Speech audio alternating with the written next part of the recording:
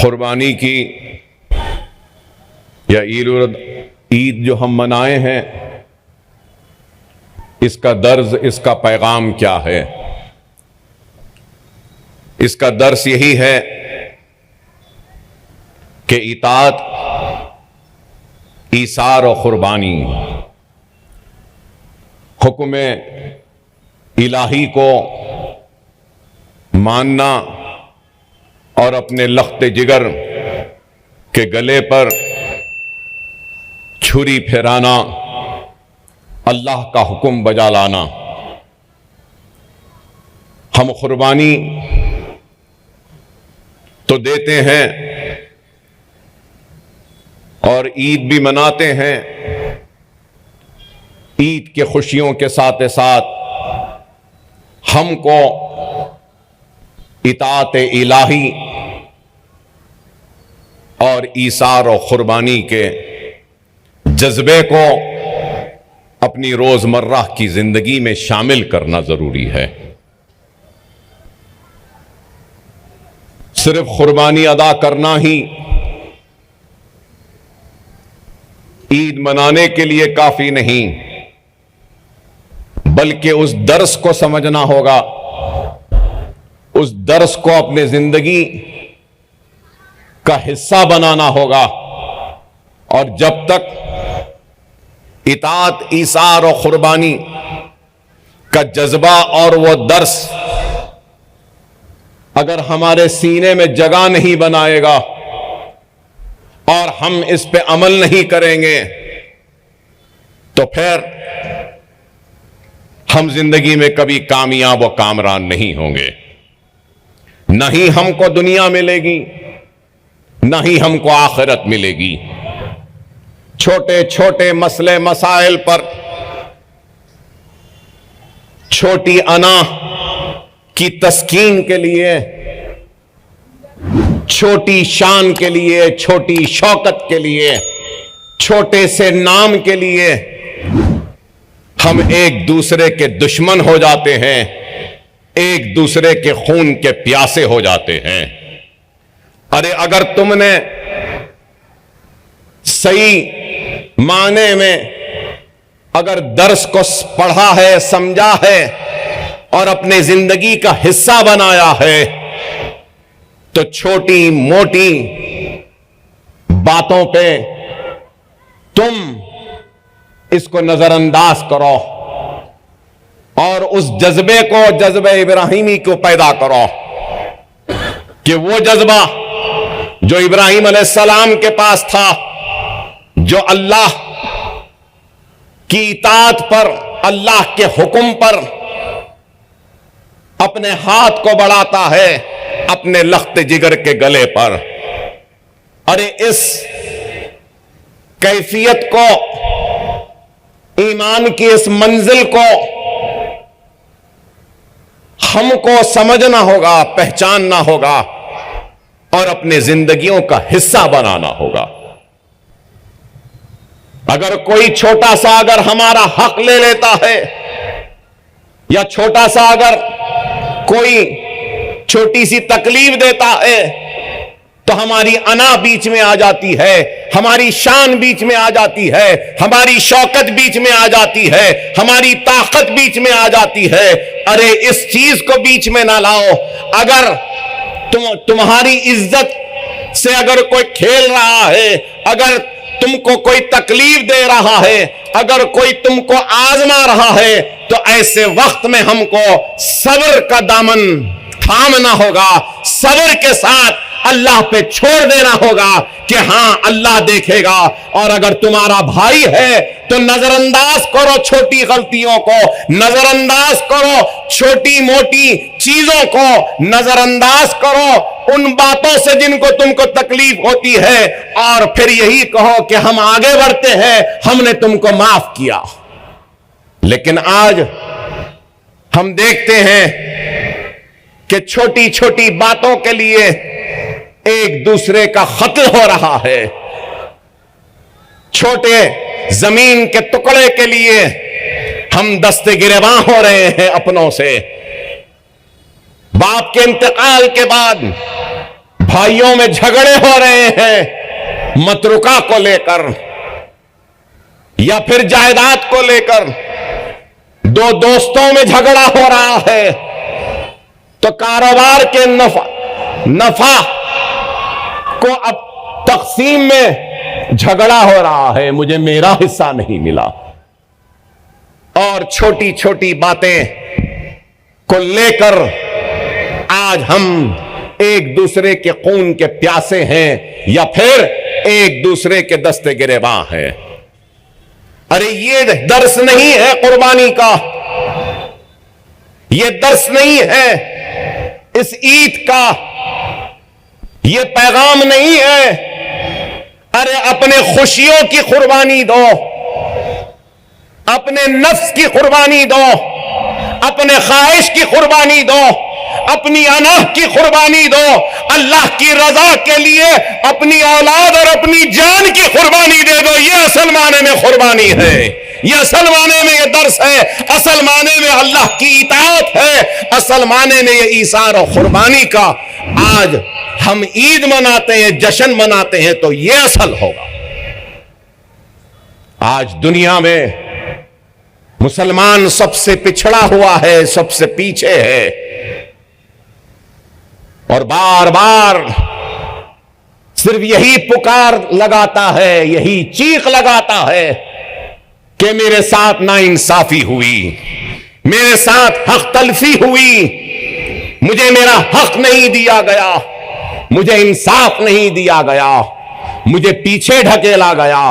बेशक इन बातों से मैं इनकार नहीं करता, हां पिछड़े हुए हैं, पीछे हैं, ढकेल दिया गया, लेकिन हमको सबसे पहले अपने गिरेबान में झांक कर देखना है कि अल्लाह ने जब तुमको कोई मौका दिया तो तुमने उस मौके का कितना फायदा उठाया। मजलिस इत्तेहाद अल मुस्लिमीन हुकूमतों से लड़ती है, झगड़ती है अपने हक के लिए, इंसाफ के लिए, मुसलमानों की पसमानदगी को दूर करने के लिए ऐवानों में आवाज को बुलंद करती है, इख्तिदार से डरती नहीं, घबराती नहीं, न जेलों से घबराई न डरी है, न वक्त के हुक्मरानों से घबराई है। मजलिस डट कर खड़े रहती है अपने मौक़िफ़ पर। और हमारा मौक़िफ़ क्या है? हमारा मौक़िफ़ अपने हक का है, हमारा मौक़िफ़ इंसाफ का है, हमारा मौक़िफ़ है तो हमको दूसरे दर्जे का शहरी नहीं बल्कि हम भी अव्वल दर्जे के शहरी हैं। एक तरफ अगर वो लड़ाई है तो दूसरी तरफ मजलिस इत्तेहाद अल मुस्लिमीन अपने बलबूते पे जो हो सकता है वो भी करती है। और दारुस्सलाम कि ये बुलंद इमारतें इस बात की गवाही दे रही है कि हमने वक्त के हुक्मरानों का इंतजार नहीं किया हमारे लिए इमारतें बनाने का, हमने वक्त के हुक्मरानों का इंतजार नहीं किया कि हमारी तालीमी पसमानदगी को दूर करें, हमने वक्त के हुक्मरानों का इंतजार नहीं किया कि सेहत के मैदान में हमको दवाखाने बनाए, हमने वक्त के हुक्मरानों का इंतजार नहीं किया कि दर्जगाहें वो स्कूल बनाए, बल्कि हमने जिद्दोजहद की ऐवान में हुकूमतों से मुकाबला किया, लड़ा और जब हमारे पास मौका आया तो हमने उस मौके से दारुस्सलाम को हासिल किया, यह इमारतों को बना दिया, तालीमी इदारों का जाल बिछा दिया, दर्जगाहों स्कूलों का जाल बिछा दिया। यही इम्तियाज है मजलिस का, यही फर्क है मजलिस में और दूसरों में कि हम इख्तिदार से जरूर लड़ते हैं हक के लिए, लेकिन अपने बलबूते पर भी हम कुछ करते हैं। ये बुलंद इमारतें और ये आबाद मुसलमानों का मरकज इस बात की गवाही देता है कि हमने कामयाब जिद्दोजहद की, हमने कामयाब जिद्दोजहद की, जिंदगी के हर शोबे में हमने काम किया, चाहे तालीम का मैदान हो, माशी मैदान हो, या बुनियादी सहूलतों का मामला हो, या फिर कौम को इंसाफ दिलाना हो, या उनका हक हासिल करना हो, हमने काम किया, जिद्दोजहद की, हमने मुखालिफीन की परवाह नहीं की। मुखालिफीन का काम है मुखालिफत करना और करते रहेंगे वो, लेकिन मुखालिफीन की मुखालिफत की परवाह किए बगैर हम आगे बढ़ते रहे और आपकी हक की लड़ाई को लड़ते रहे। हमने मेहनत की, कोशिश की और इस जिद्दोजहद और इस मसाइब व मुश्किलात के सफर में जेल भी जाना पड़ा, पुलिस की लाठियां भी खानी पड़ी, अपने सीनों पर गोलियां भी खानी पड़ी, तो लेकिन हमने कभी हक की लड़ाई के लिए हुकूमतों के सामने अपने घुटनों को नहीं टेका।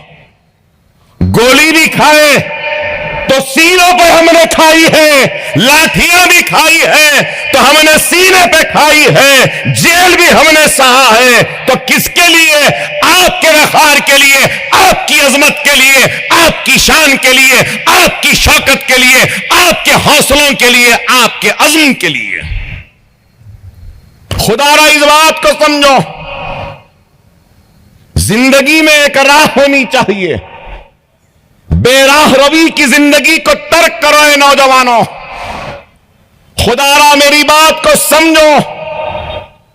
जिंदगी में एक राह बनाओ, एक मंजिल बनाओ और उस मंजिल पे चलो। बेराह रवी की जिंदगी कामयाबी नहीं देती।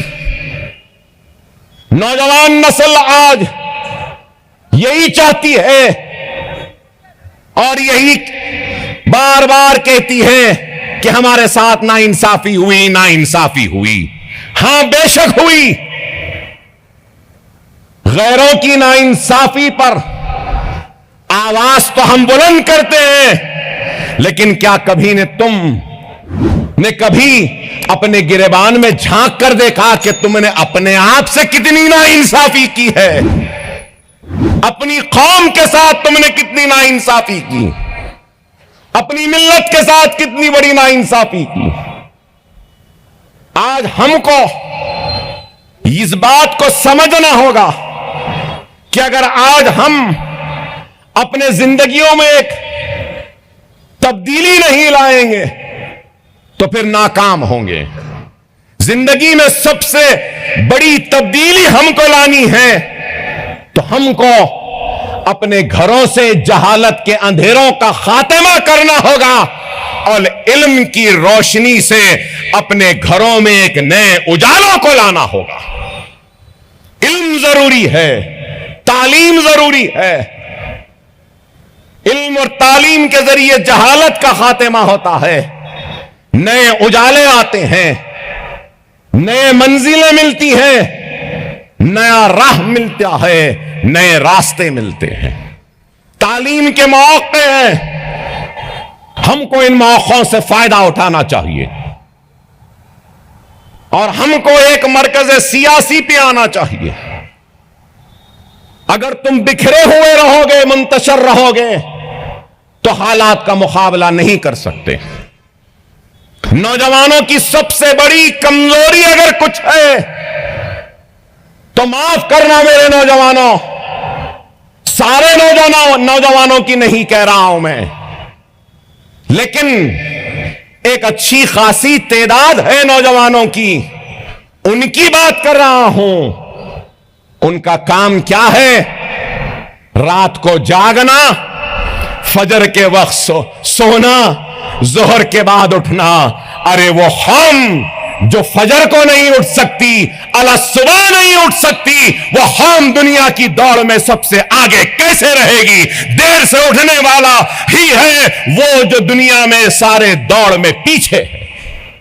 फजर की नमाज हमारे ऊपर फर्ज है, लेकिन देखो तो सबसे कम तादाद अगर मसाजिद में दिखाई देती है तो फजर के वक्त। खुदारा मेरे नौजवानों, ये रात में जागना छोड़ो, रात में जागना छोड़ो, अलग सुबह उठ जाओ, रोजी रोटी की और इल्म की तलाश में निकल जाओ। अलग सुबह निकलोगे तो रोजी भी मिलेगी, रोटी भी मिलेगी, इल्म भी मिलेगा, कामयाबी भी मिलेगी और दुनिया की क़यादत भी तुमको मिल जाएगी और दुनिया तुम्हारे पीछे होगी और दुनिया के आगे तुम होगे। सिर्फ इस चीज पर अमल करो। आज तकलीफ होती है कि अगर सुबह उठ जाए तो कोई नहीं मिलता, अगर हल्के के दौरे पे 6:30 बजे निकल जाऊं तो कोई नहीं मिलता है, दारुस्सलाम में कभी 11 बजे आ जाऊं तो तादाद कम रहती है, 1 बजे आ जाऊं तो बड़ा मजमा दिखाई देता है। नहीं मेरे भाई, समझो इस बात को, याद रखो, कौमों की तामीर ईंट के ढेर से या मिट्टी के तोलों से नहीं होती। कौमों की तामीर अज़्म से होती है, हौसलों से होती है, हिम्मत से होती है। अज़्म व हौसला तुमको नमाज़ों से मिलेगा, इत्तेहाद से मिलेगा और मरकज़ सियासी से मिलेगा। इस बात को समझो, इस बात को समझो। खुदारा बेराह रवी की जिंदगी को तर्क करो।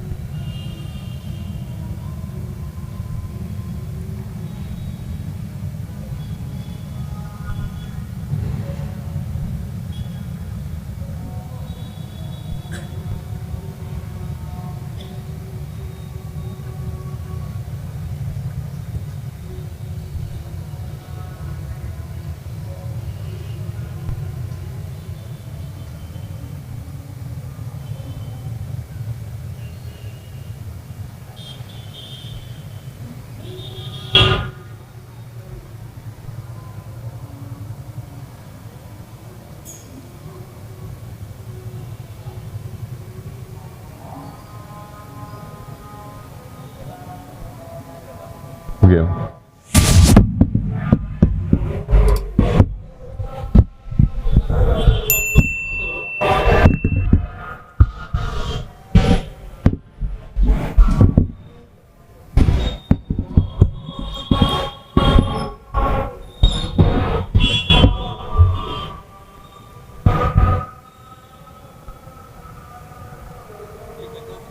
एक अज़ान जी, तो मैं आपसे यही कह रहा था कि कौमों की तामीर ईंटों के ढेर से या मिट्टी के तोदों से नहीं होती।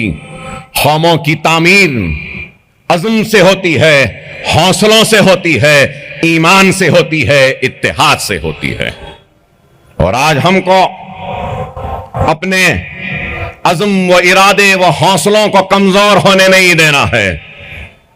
अगर कोई ये समझ रहे हैं कि अपने 9 साल इख्तिदार में उन्होंने हमारे हौसलों को कमजोर करने में कामयाबी हासिल की, तो वो अहमक है।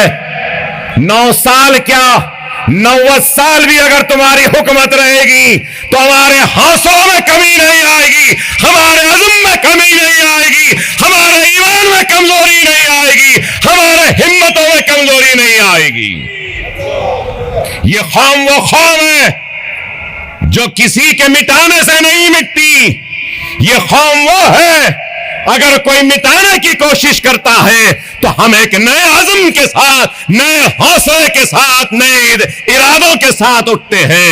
और ये दारुस्सलाम और ये इमारत उन्हीं हौसलों, उसी अज़्म, उसी हिम्मत और उसी ईमान की निशानी है कि हमारा हौसला न कभी कम हुआ, न कभी कमजोर हुआ। याद रखो, दुश्मन की कोशिश यही है कि अपने मंसूबों, अपनी साजिश और अपने जुल्म के जरिए हमारे अज़्म को कमजोर कर दे। दुश्मन की यही ख्वाहिश है कि वो जुल्म के जरिए हमारे हौसलों को कमजोर कर दे। दुश्मन की यही मंसूबा है कि वो अपने इख्तिदार की ताकत के जरिए हमारे ईमान को कमजोर कर दे।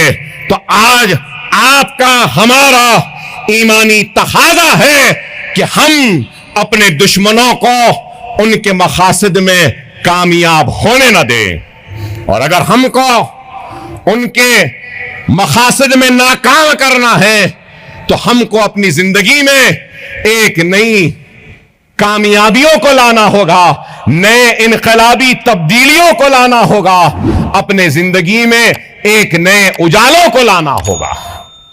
और वो क्या है, मैं आपसे सिर्फ 2-4 बातें कहूंगा।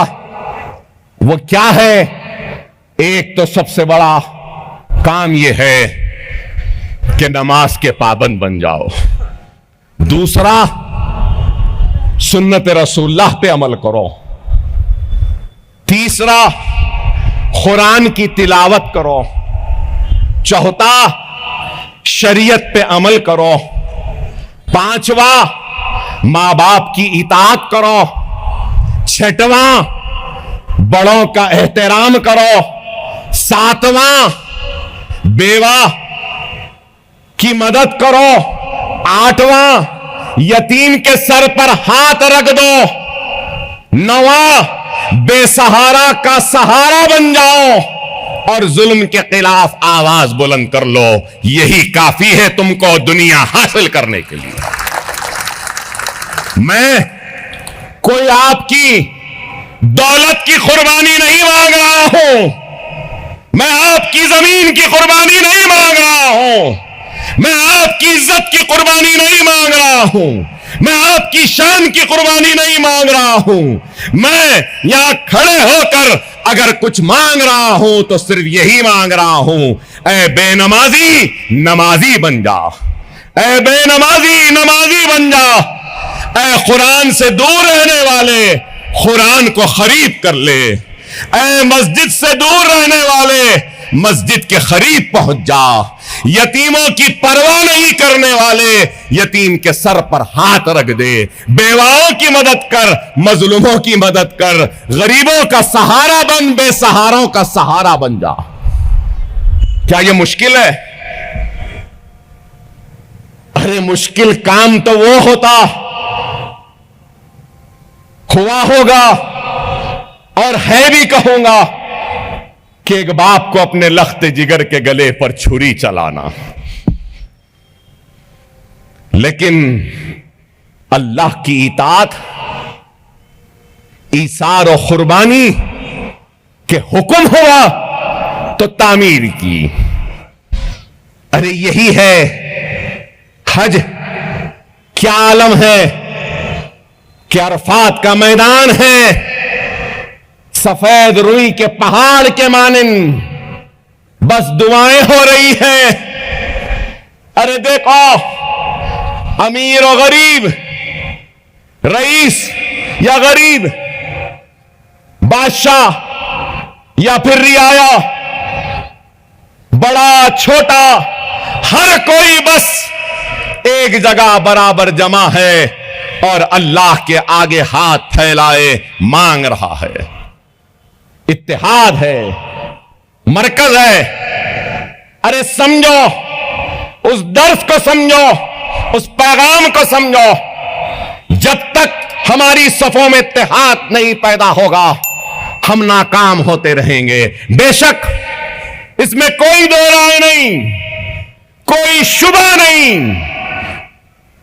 कि अकबरुद्दीन ओवैसी ने सब कुछ किया या अकबरुद्दीन ओवैसी ने सब अच्छा किया या अकबरुद्दीन ओवैसी सबसे अच्छा है। बेशक नहीं है, मैं सबसे बुरा हूं। बहुत काम करना बाकी है, अभी बहुत कुछ करना बाकी है। मैं हरगिज़ ख़त्ते यह नहीं कहूंगा कि मैंने बहुत किया या बहुत कामयाब हूं। नहीं, मैं कामयाब उसी वक्त हूंगा जब मेरा काम, मेरी खिदमत को अल्लाह कबूल करेगा। अकबरुद्दीन ओवैसी ने कभी अपने खिदमत में अपने नफ्स को आने नहीं दिया, अपनी ख्वाहिश को आने नहीं दिया। कोई ये ना समझे कि अकबरुद्दीन ओवैसी अपने खिदमत, अपनी कुर्बानी और अपने खून या अपने जेल या अपनी मेहनत के एवज में अपनी आल के लिए, अपनी औलाद के लिए कुछ मांग लेगा।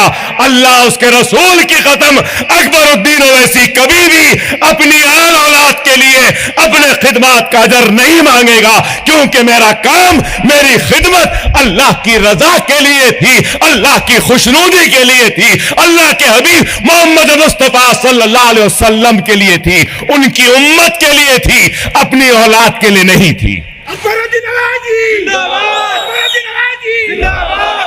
मेरा काम, मेरे खिदमत, मेरी आवाज, मेरी कुर्बानी अल्लाह के लिए है, अल्लाह की रजा के लिए है, अपनी औलाद के लिए नहीं, ना अपनी जात के लिए। अकबरुद्दीन ओवैसी गोशे गुमनामी में चला जाएगा।